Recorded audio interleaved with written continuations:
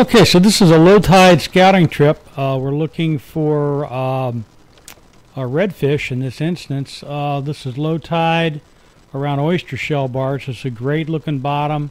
Lots of potential for fish here. We see that there's some cuts and runouts. You want to be doing this at the very last trickle out of a falling tide so you don't get stranded up in these shallow areas. We're looking for bait. We're looking for tailing fish. Anything that would indicate where redfish or flounder, sheepshead, black drum, even some sea trout would get into these areas. You can see some bait and a few fish, maybe some redfish in the far off back side there, in the back side of that oyster bar.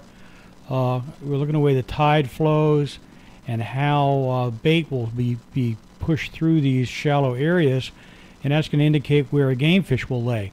Redfish, trout, sheepshead, drum, other species will lay, flounder also, will lay where these bait are being pushed through these little cuts.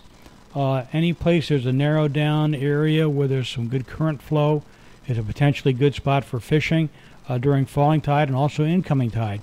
By noting these places at low water, when high tide comes in and has these oyster shells or sandbars or debris bottom that you're trying to learn, when the high water comes in and they're covered, you don't really know that they're there. But if you've marked them and you know their locations either through GPS or marking them on a map, you can return during high water times and catch fish in those same general areas.